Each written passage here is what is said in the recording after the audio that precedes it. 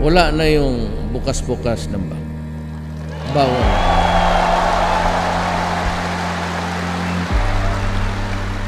At kung buksan yung bag ninyo, palagay ko hindi naman, you raise hell. Great scandal. Sabi mo na, bakit mo buksan yan? Anong suspetsa mo? Nagdadala ako ng shabu dito? Putang ina, galing ako sa mga country na pinuputo yung ulo. Kaya ngayon wala na, diretso kayo. Kaya mga biya, tanong kayo sa buong mundo, I do not sign any yung allowances, yung mga ano. Kasabi ko, ayaw ko. Para walang masabi yung tao. Sweldo ko lang. Minsan, uwi ako, commercial flight.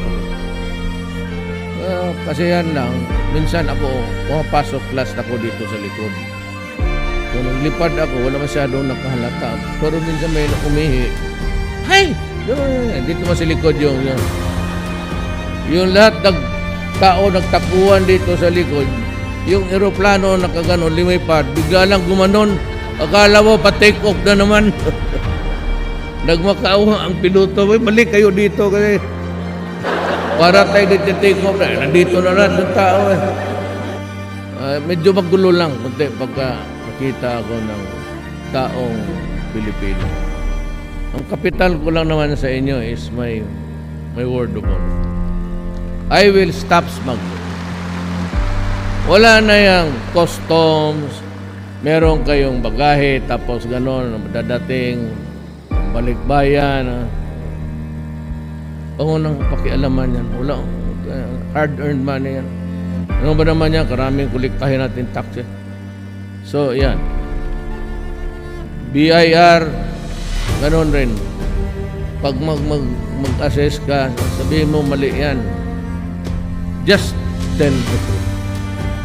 Yan lang ang hini ko sa inyo. Huwag kayong, do not listen something which is a lie. Kung gusto mo, pag-usapan natin. Kasi kung wala ka talaga kayang emulate, sige. O dahan-dahan lang, but do not lie.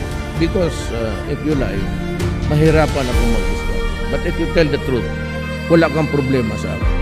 Sabihin mo lang ang totoo at baka makatulong ako. Yan lang.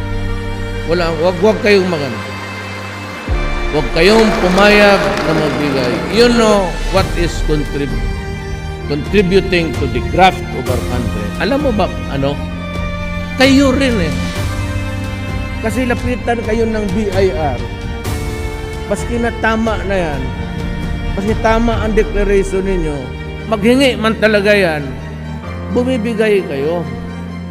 Para bang sabihin mo ng kung sabihin ninyo, tama ho iyang ginagawa ko. Nandyan lahat yan. Ngayon, ito lang ang bayaran ko. Ngayon, kung pipilitin mo ako magbigay, utang ina mo, sampalin kita dito ngayon. Oh. You have to be assertive to help your country. Na mga Amerikano, gano'n. Hindi mo kita mo mga Amerikano? Kung nasubrahan ng yabang ng mga gagawag yan. Ganon niya sila, they are very assertive. You have to stand up for your right. Kaya huwag kayong mag-surrender ng kalukuhan.